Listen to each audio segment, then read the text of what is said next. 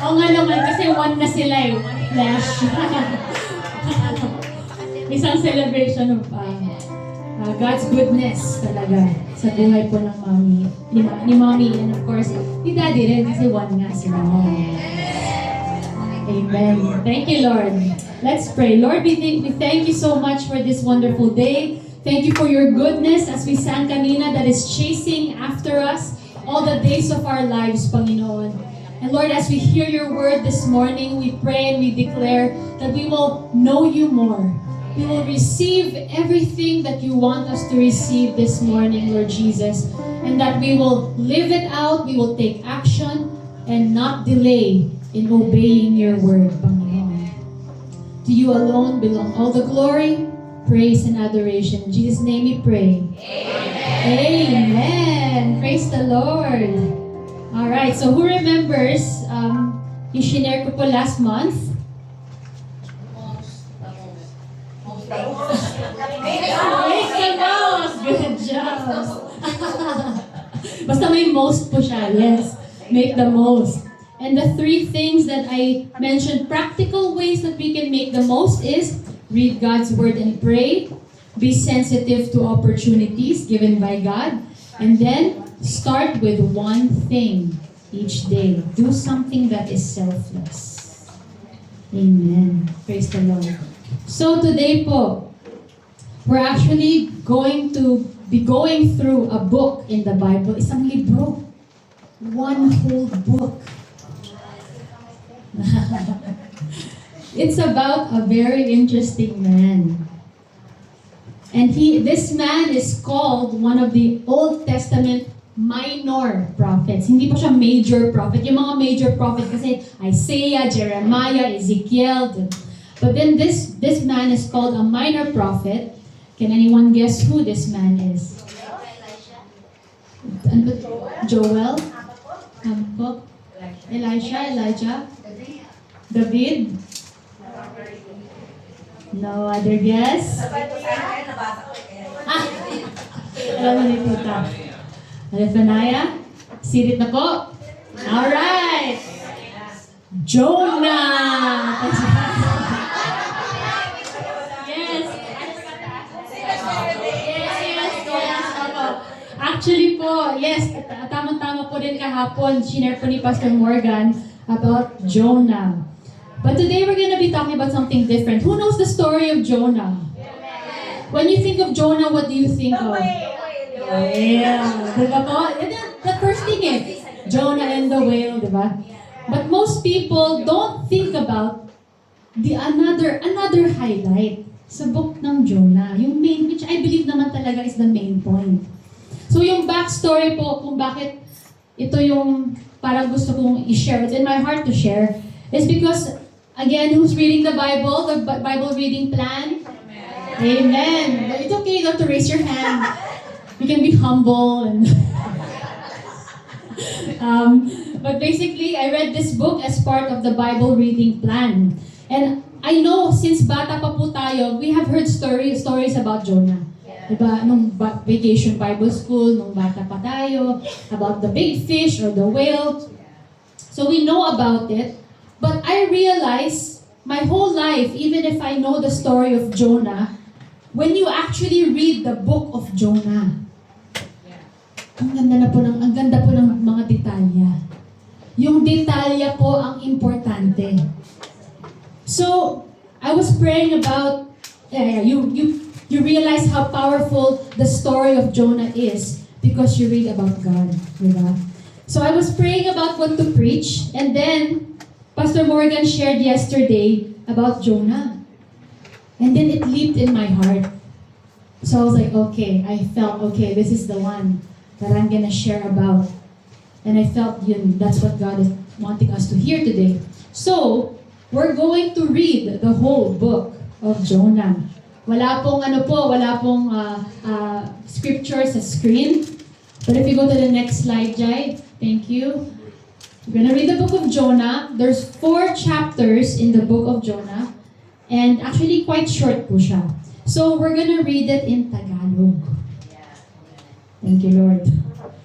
Ang salita ng Diyos version, and when you are there, say Amen. Alright. Are you ready to know more about our God? Alright. Ito po, ang salita ng Diyos version.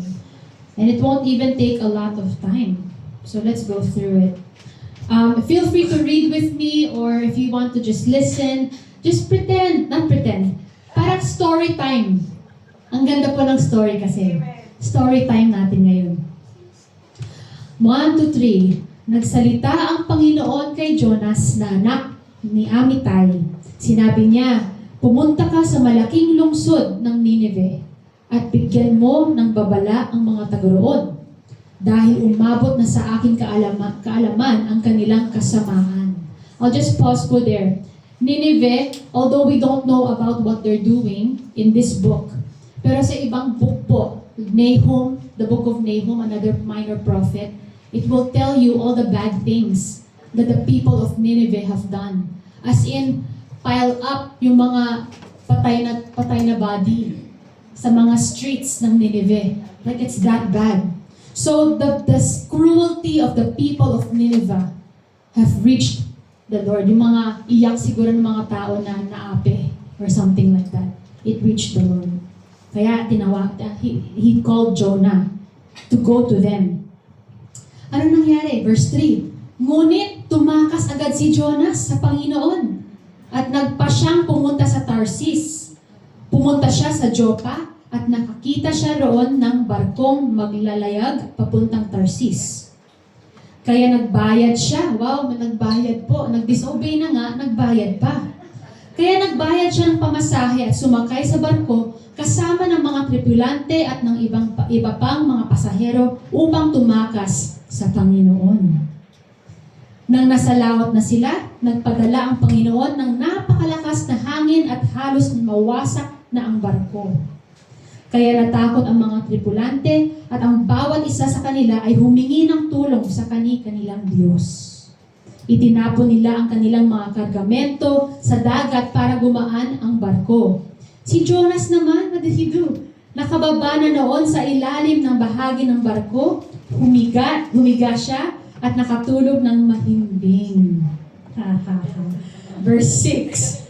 Pinuntahan siya ng kapitan ng barko at sinabi sa kanya, nagagawa mo pang matulog sa ganitong kalagayan? Bumangon ka at humingi ng tulong sa iyong Diyos. Baka sakaling maawa siya sa atin at iligtas niya tayo sa kamatayan. Verse 7. Nag-usap-usap ang mga tripulante. Magpalabunutan na lang tayo upang malaman natin kung sino ang dahilan ng pagdating ng sakunang ito sa atin. At nang magpalabunutan na sila, nabunot ang pangalan ni Jonas. Hello! Si Lord talaga, no? He has a sense of humor. Verse 8. Kaya kinausap nila siya. Gusto naming malaman kung sino ang dahilan ng pagdating ng sakunang ito. Sabihin mo kung ano ang iyong hanapbuhay at kung saan ka nanggaling. Sabihin mo rin sa amin kung taga saan ka at anong lahi mo. Sumagot naman si Jonas, ako ay Hebreo at sumasamba sa Panginoon ng Diyos sa langit na lumikha ng dagat at ng lupa. Verse 10. Kaya lubhang natakot ang mga tripulante dahil sinabi na sa kanila ni Jonas na tumatakas siya sa Panginoon. So alam nila. Sinabi nila sa kanya, ano itong ginawa mo? Verse 11. At nang lalo pang lumakas ang hangin. Sinabi ng mga tripulante kay Jonas, ano ang gagawin namin sa iyo para kumalma ang dagat at nang makaligtas kami sa kapahamakan? Sumagot naman si Jonas sa kanila, buhatin ninyo ako at ihagis sa dagat at kakalma ito. Sapagkat alam kong ako ang dahilan kung bakit dumating ang napakalakas na hangin na ito. Alam ni Jonas pala. Okay? Verse 13. Pero hindi nila sinunod si Jonas. Sa halip, sinikap ng mga tripulante na sumagwan papunta sa dalampasigan. Ngunit nahirapan sila dahil lalo pang lumakas ang hangin. Diba? Parang movie po, diba? Verse 14. Kaya tumawag sila sa Panginoon. Hindi na sa mga Diyos-Diyosa nila, sa Panginoon na. Sinabi nila, "O Panginoon, nakikiusap po kami sa inyo. Huwag niyo kaming hayaang mamatay dahil sa gagawin namin kay Jonas. Huwag po ninyong kaming singilin sa aming pagpatay sa kanya na hindi pa naman namin natitiyak kung siya nga ay nagkasala. Ngunit alam po namin ang mga nangyayaring ito ay ayon sa inyong kalooban." Grabe, yung mga hindi Hebreyo, yung mga hindi naniniwala kay Lord. Verse 15, "Kaya binuhat nila si Jonas at inihagis sa nangangalit na dagat at kumalma nga ito." Agad, kumalma ang dagat. Verse 16, "Dahil sa pangyayaring ito, nagkaroon ng malaking takot ang mga tao sa Panginoon. Kaya naghandog sila at nangakong ipagpapatuloy ang paglilingkod at paghahandog sa Kanya." Wow, ginamit pa ni Lord si Jonas. Yung paghagis kay Jonas ang ginamit ni Lord para ma-save yung mga tao. Verse 17, ano nangyari kay Jonas? "Samantala, nagpadala ang Panginoon ng isang malaking isda upang lunukin si Jonas. 3 araw at 3 gabi siya sa loob ng tiyan nito." Grabe po, no? Ang ganda ng story. Dahil pa ng mga movies. So, the Lord sent the fish. The famous fish everyone knows about. It is the Lord who sent the fish para lunukin si Jonas. Chapter 2. Ito na po si Jonas. Nanalangin si Jonas. Okay. Nanalangin si Jonas sa Panginoon ng kanyang Diyos sa loob ng tiyan ng isda. Sinabi niya, "Panginoon, sa paghihirap ng aking kalooban at kalagayan, humingi ako ng tulong sa inyo at sinagot niyo ako. Sa bingit ng kamatayan, humingi ako ng tulong sa inyo at pinakinggan niyo ako." Amen. "Inihagis niyo ako sa pusod ng dagat. Napalibutan ako ng tubig at natabunan ng mga alon na ipinadala ninyo." Alam ni Jonas, pinadala ni Lord. Verse 4, "Pinalayas niyo ako sa inyong harapan, ngunit umaasa pa rin ako na makakalapit muli ako sa inyo, doon sa inyong banal na templo." Verse 5, "Lumubog po ako sa tubig at halos malunod. Natabunan ako ng tubig at napuluputan ako ang ulo ko ng mga halamang dagat. Lumubog ako hanggang sa pinakailalim ng dagat at parang ikinulong sa kailaliman ng lupa magpakailanman. Ngunit kinuha niyo ako sa kailalimang iyon, o Panginoon kong Diyos." Verse 7, "Nang malapit na akong mamatay, tumawag ako sa inyo, Panginoon, at pinakinggan niyo ang dalangin ko doon sa inyong banal na templo.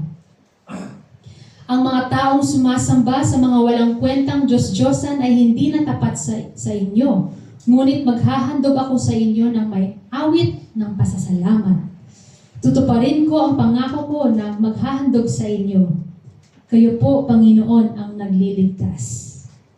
Verse 10, "Kaya inutusan ng Panginoon ang isda at iniluwa nito si Jonas sa dalampasigan."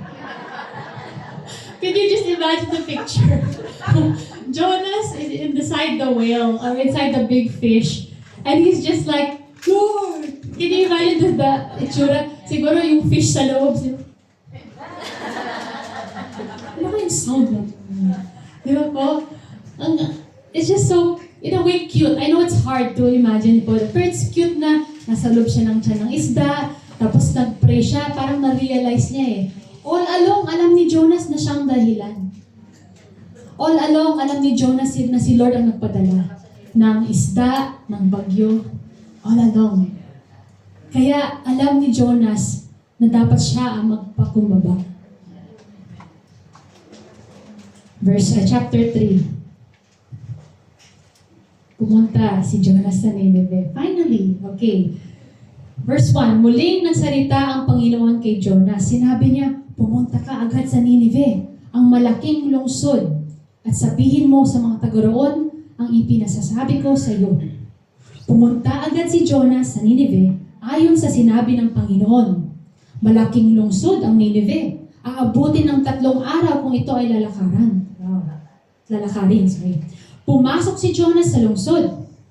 Pagkatapos ng maghapong paglalakad, sinabi niya sa mga taga roon, may 40 araw na lamang ang natitira at wawasakin na ang Nineveh. So, Jonas was walking around Nineveh. Ito yung sinasabi niya, ito lang. May 40 araw na lamang ang natitira at wawasakin na ang Nineveh. 40 days po. Verse 5, naniwala ang mga taga-Nineveh sa pahayag na ito mula sa Diyos. Wow, naniwala agad. Kaya lahat sila, mula sa pinakadakila hanggang sa pinakaaba, ay nagsuot ng damit na panluksa at nag-ayuno upang ipakita ang kanilang pagsisisi. Sapagkat nang mapakinggan ng hari ng Nineveh ang mensahe ni Jonas, tumayo siya mula sa kanyang trono, inalis ang kanyang balabal. Nagsuot ng damit ng napanluksa at naupo sa lupa. At ito ang pinahayag niya sa buong Nineveh. Ito po yung sinabi ng hari. Ayon sa utos ng hari at ng kanyang mga nakataas na opisyal, walang sino mang kakain at iinom, kahit ang inyong mga baka, tupa o kambing. Magsuot ang mga tao ng damit na panluksa, pati na ang mga hayop, at taimtim na manalangin sa Diyos. Talikuran ninyo ang masamang pamumuhay at karahasang ginagawa ninyo. Ito po ang ganda baka sakaling magbago ang isip ng Diyos at mawala ang kanyang galit sa atin at hindi na niya tayo lipulin. Verse 10. And then you'll see the heart of God here. Nakita ng Diyos ang kanilang ginawa, kung paano nila tinalikuran ang kanilang masamang pamumuhay. Naawa siya sa kanila. At hindi na niya nilipol ang mga taga-Nineveh gaya ng kanyang sinabi noon. Wow. Last chapter, chapter 4. Medyo surprising to, Sumama ang loob ni Jonas. First few words pa lang. Sumama ang loob ni Jonas dahil sa papatawad ng Panginoon sa Nineveh at galit na galit siya. Sinabi niya sa Panginoon nang siya ay manalangin, O Panginoon, talagang hindi ako nagkamali nang sabihin ko noong naroon pa ako sa aming lugar na kaawaan mo ang mga taga-Nineveh kung magsisisi sila. Dahil alam ko na mahabagin kang Diyos at mapagmalasakit. Papagmahal ka at hindi madaling magalit at handa kang magbago ng isip na hindi na magpadala ng parusa. Yan ang dahilan. You'll see here, yan ang dahilan kung bakit tumakas ako papuntang Tarsis. Yun palang unang dahilan. Kaya Panginoon, kunin mo na lang ako. Dahil mas mabuti pang mamatay ako kaysa mabuhay. Verse 4. Sumagot ang Panginoon, may karapatan ka bang magalit sa ginawa ko sa Nineveh? Verse 5. Lumabas si Jonas sa lungsod at umupo sa gawing silangan nito. Sa east po, diba? Sa east ng lungsod ng city. Gumawa siya ng masisilungan at sumilong doon habang hinihintay kung ano ang mangyayari sa lungsod. Can you imagine? Siguro hinihintay niya, hindi, magkakasala sila. I-judge sila ni Lord. He was waiting pa. Sinabi na nga ni Lord na hindi na niya ipapunish, i-judge. Okay. Verse 6. Pinatubo ng Panginoong Diyos ang isang halaman na lampas tao upang maliliman siya. Grabe, no? At labis namang ikinagalak yun ni Jonas. Verse 7. Ngunit, kinabukasan, habang maaga pa, ipinakain ng Diyos sa uod ang halamang yon at nalantay pa. Verse 8, pagsikat ng araw, pinaihip ng Diyos ang mainit na hangin mula sa silangan. Halos mahimatay si Jonas nang masikatan ng araw ang ulo niya. Nais niyang mamatay na lang, kaya sinabi niya, mas mabuti pang mamatay ako kaysa mabuhay. Verse 9, sinabi ng Diyos sa kanya, may karapatan ka bang magalit dahil sa nangyari sa halaman? Si Lord talaga. Sumagot si Jonas, oo! Aba?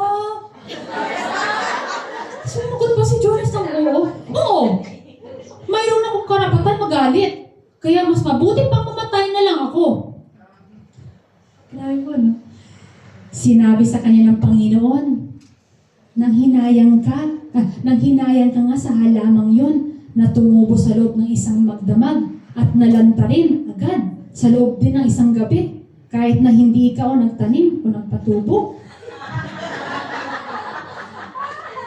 Verse 11, ako pa kaya ang hindi manghinayang sa napakalaking lungsod ng Nineveh na may mahigit 120,000 na taong hindi man nalalaman kung alin ang tama at ang mali at marami ring mga hayop.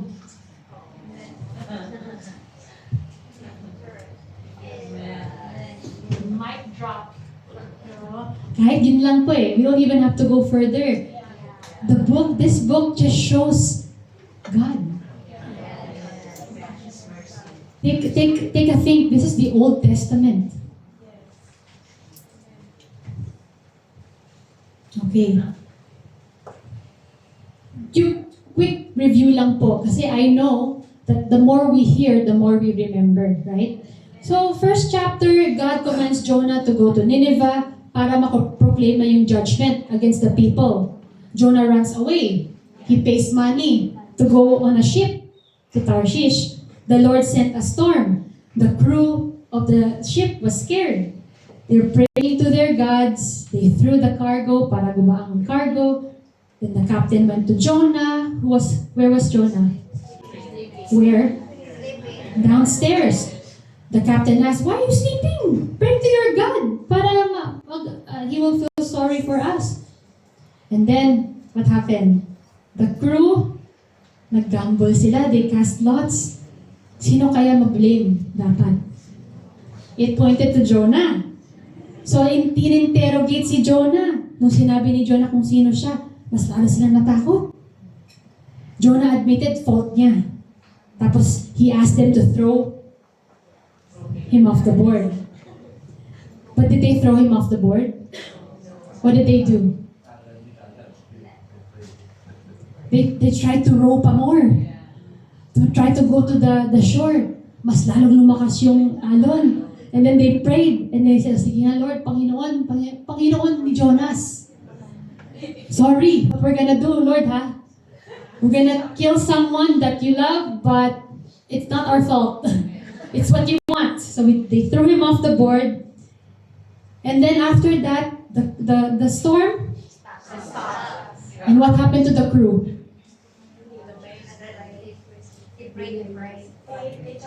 They turned to God. Then what happened to Jonah? Ano nangyari po sa tiyan ng isda? Anong ginawa ni Jonah? Napakahabang prayer, di ba po? Tapos, ano nangyari? Bakit niluwa ng isda? God directed, director si Lord eh. Pag iluwa mo na. Diba?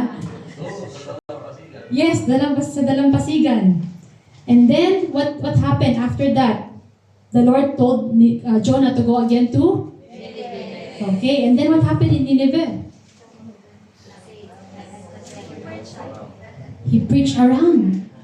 In 40 days, the Lord will destroy the city. 40 days, mawawala kayo lahat. What happened after that? Did they Nagsisi ba po yung mga tao na yun? Sino po ang nag-direct na magsisi sila? Yung hari po. He actually has an order for the whole Nineveh. Because he himself, okay, so, and then after that, what happened?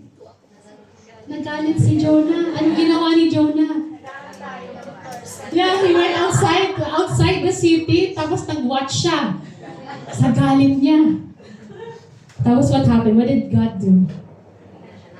Bigyan siyang halaman para masinuman. Mambay talaga ni Lord. Tapos anong nangyari sa halaman?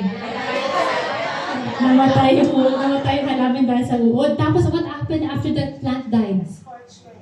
A wind, a hot wind. So kung nawala na yung maliliman, nawala na yung halaman, init.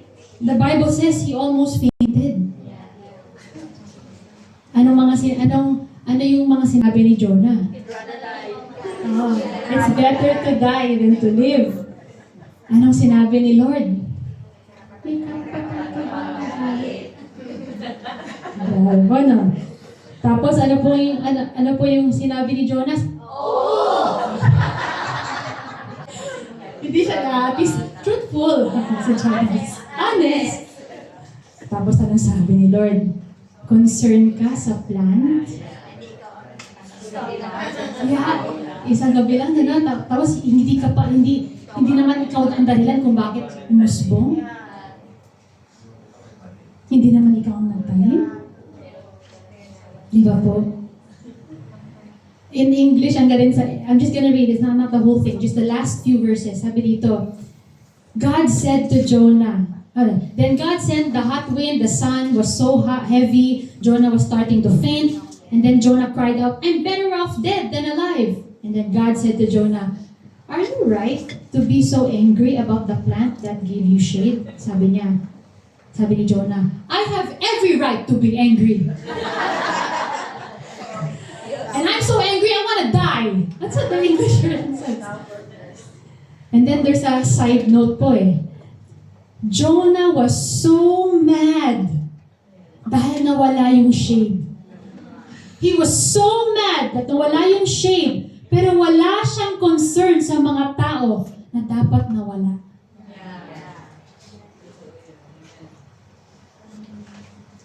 Do you want God to have mercy on the people who don't believe in Jesus? Of course.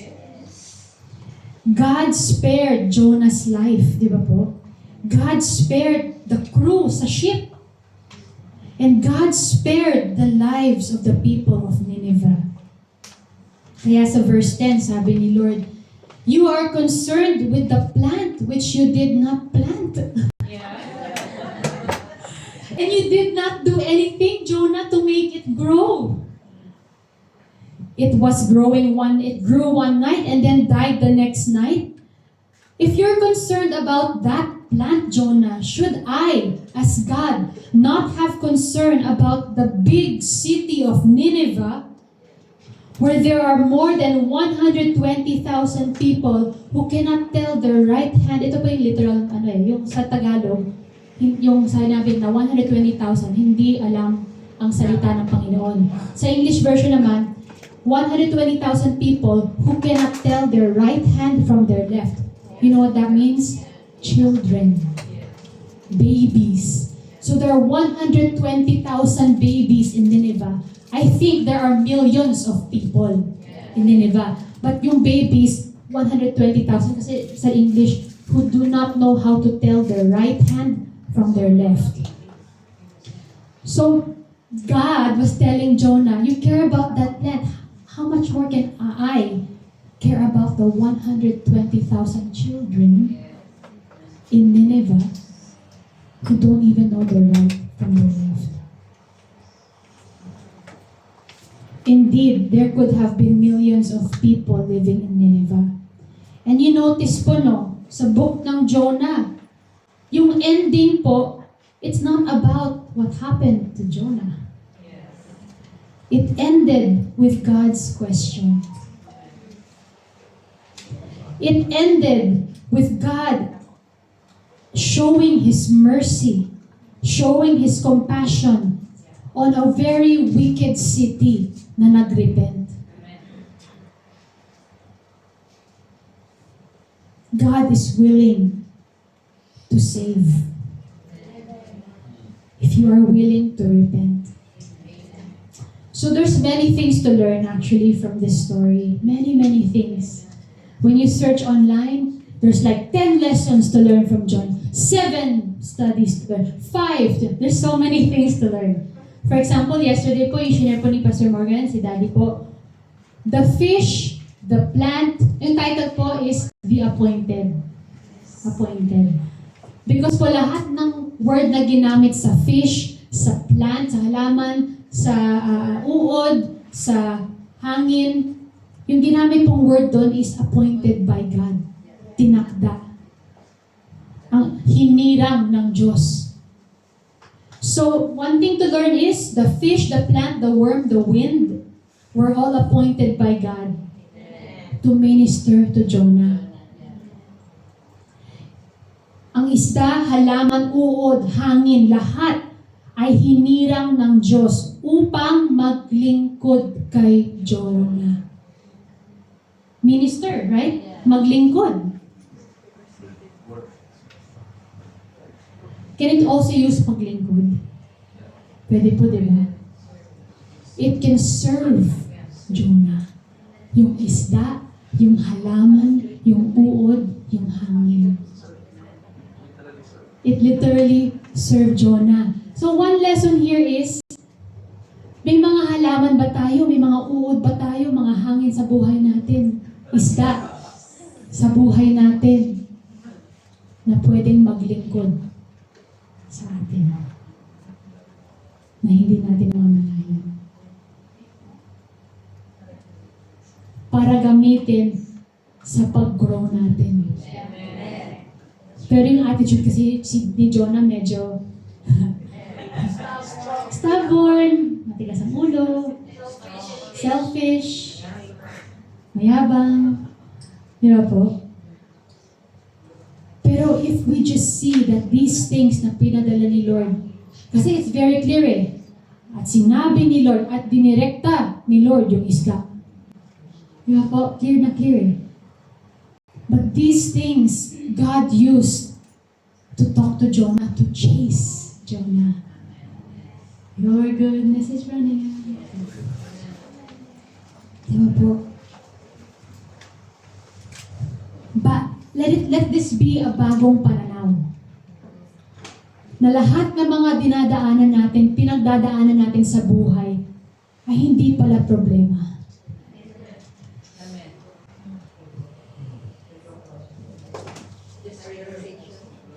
Yeah. Hindi pala problema. Ministro pala ni Lord. Amen. To make us know God more. To make us see Him and not the problem. Kasi alam na ni Lord po lahat eh. Alam na niya yung ending. Tayo nasa gitna pa eh. Pero si Lord alam na yung ending. Kung alam na ni Lord yung ending, at hindi siya nababahala, bakit tayo nababahala? Kasi hindi tayo nakaupo katabi ni Lord. Nasa problema tayo, busy. Nag-aalala.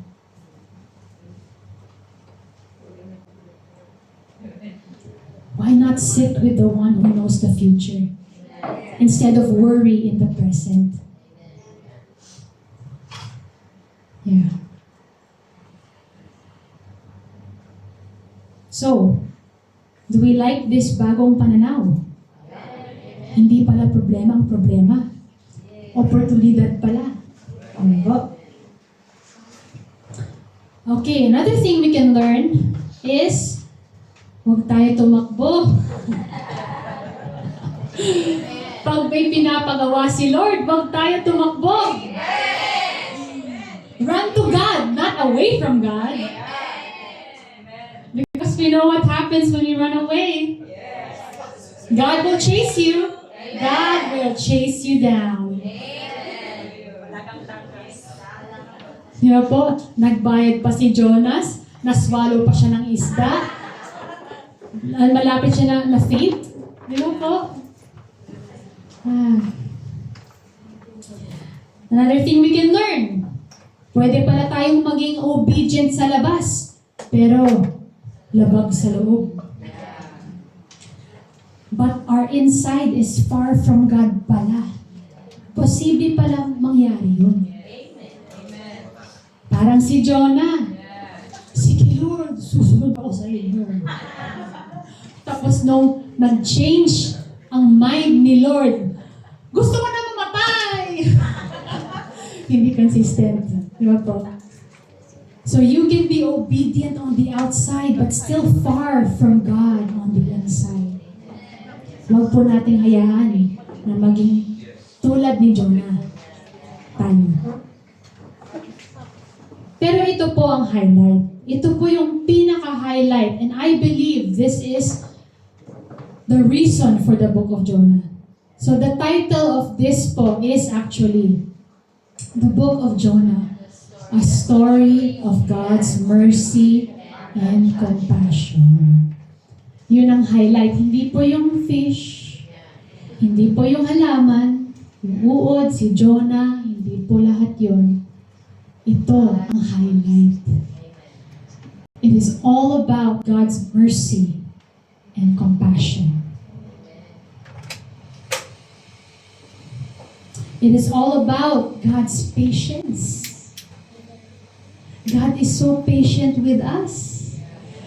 Do you sometimes stop and sit down and think, wow, Lord, thank you for being so patient with me? Do you sometimes just, parang lang, just like, muni-muni. Lord, you're so good, but I don't believe you all the time. Lord, you're so good, but why do I still worry? But you still call me out of the water. You still call me out of the problem, out of anxiety, out of depression when I call your name. Di ba po? I want to thank you, Lord, for being so patient with me. Thank you, Lord. Can you imagine God's patience with Jonah? Tapos yung calm ni Lord habang no! Ayoko! Gusto ko na mamatay! Tapos sabi ni Lord, Jonah, may karapatan ka ba? Grabe yung compassion ni Lord, yung patience ni Lord. Understanding ni Lord. So, kung ito po yung highlight, God's mercy and compassion, I think now the question for us is, how much do you know God's mercy and compassion? How much do you know God's patience? Because so many times we talk about our patience. Lord, give me patience. But the most patient one is already in you. So it's not about God giving you patience. It's about you being in Christ and Him being patient through you. It's not your patience anymore, mga kapatid. It's the patience of the Lord. Because love is patient. Who is love? God. Love is patient, kind, not proud. It doesn't envy. All that, it's God. So if you know God's patience, you will be patient. If you know God's mercy and compassion, you will be merciful and compassionate. Kung hindi po natin kilala si Lord, mahirap po tayo maging mabait. Just reading the story of Jonah, you will have patience with your brothers and sisters.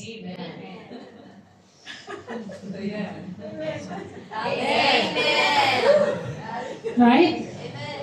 Just reading how God is so patient, it will translate into your life.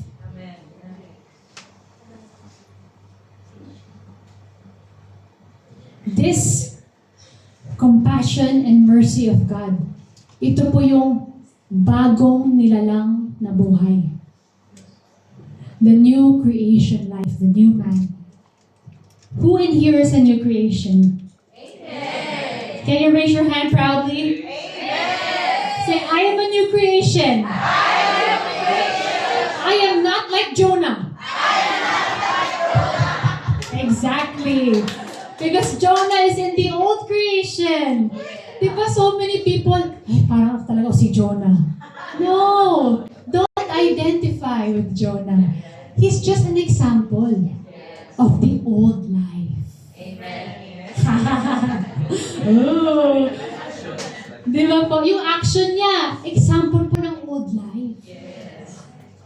Pagka-proud, pagka-rebellious, selfish. Di ba po? It's all the old. I am not sharing this story to say, di ba parang tayo si Jonah? No. I am sharing this story to remind you that this is not who you are. This is not who you are. You are not rebellious.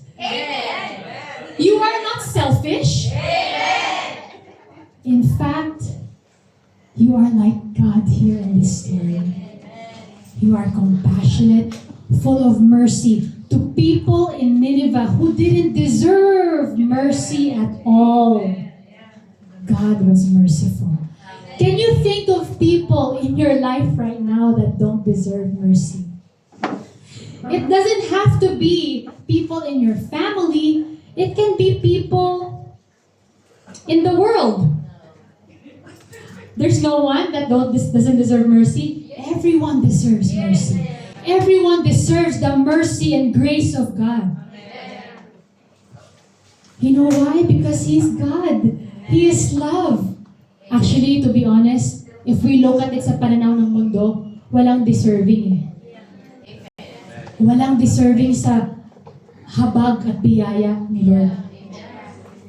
Pero dahil merciful si Lord, dahil grace, and dahil compassionate si Lord, He still showed and gave His mercy by dying on the cross for us.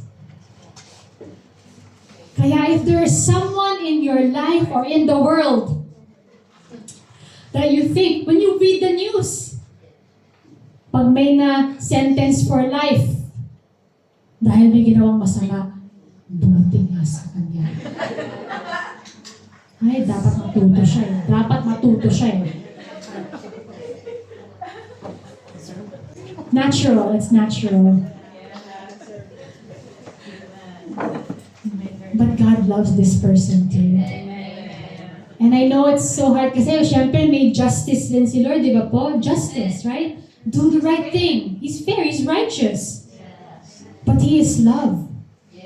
And our job is to love and care for the person back to God. Back to God. And God will be the one to handle all the justice stuff.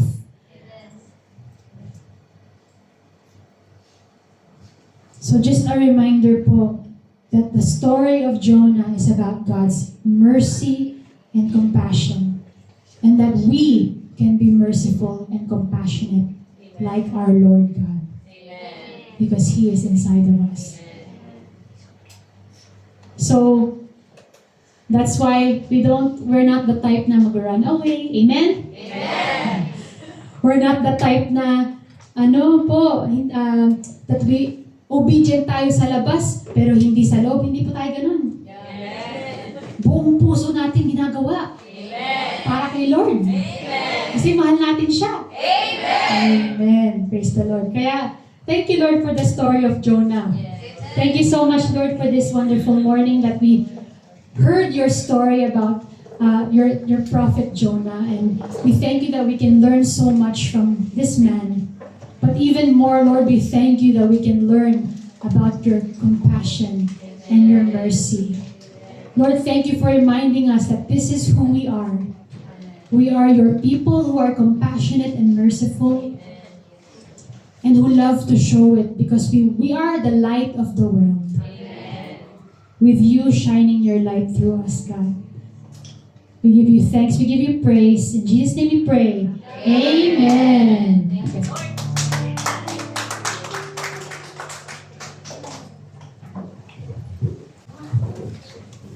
Amen. Praise the Lord. Thank you so much, Pastora, for that wonderful message. So, dadako na po tayo sa ating tithes and offering. Let's pray po. Lord, thank you so much